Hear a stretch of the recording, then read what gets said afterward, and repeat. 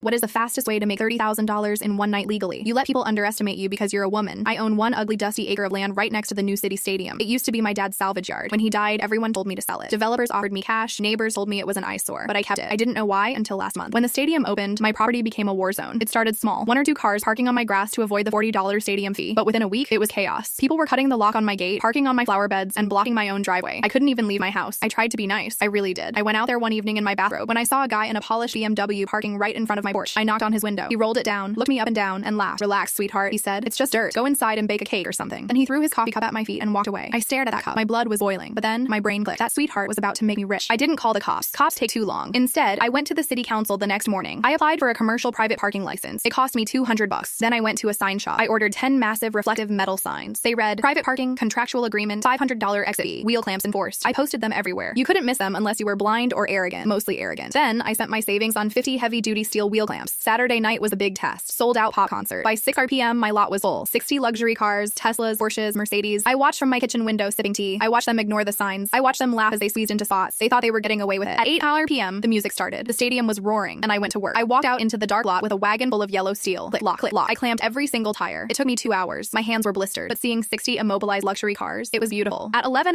p.m., the concert ended. The crowd poured out. They were happy, drunk, laughing. Then they saw the yellow boots. The screaming started instantly. "What is this? Where's my car? Who did this?" They stormed my house. A mob of angry men in suits. The BMW guy, Mr. Sweetheart, was leading them. He was banging on my door. "Open up. You can't do this." I opened the door. I wasn't wearing a bathrobe. I was holding a credit card machine. "You're crazy," he yelled, his face purple. "I'm calling the police. You're going to jail." "Please do." I smiled. "I'll wait." The police arrived in 10 minutes, 3 cruisers. The officer looked at the mob, then at me. "Ma'am, you can't hold these cars hostage. Unlock them now." My heart pounded. This was the moment. "I'm not holding them," I said calmly. I handed him my permit and pointed to the neon signs. "This is a licensed lot. They entered a contract. The fee is posted. I'm just collecting." The officer paused. He walked to the sign. He read it. He checked the permit. He looked at the BMW guy. "She's right. It's civil. The signs are clear. You have to pay or leave the car." $500? The BMW guy screamed. "That's robbery." "That's the price," I said. "Visa, MasterCard, or Amex?" The silence was deafening. They looked at the cop. Nothing. They looked at me. I didn't blink. The line formed. It was the most beautiful thing I've ever seen. One by one, they walked up, swiped their cards, and cursed me under their breath. "Beep approved. 500. Beep approved. $500. When Mr. Sweetheart stepped up, he wouldn't look at me. He shoved his card in. "Receipt?" I asked innocently. "Just unlock it," he growled. "Have a safe drive, sweetie," I whispered. By 2 a.m., the lot was empty. I looked at the settlement report. $30,000 in one night. That's more than I made in a year at my old job. And the best part? There's a football game next Sunday. I just ordered 50 more clamps. I think I'm going to like being a businesswoman.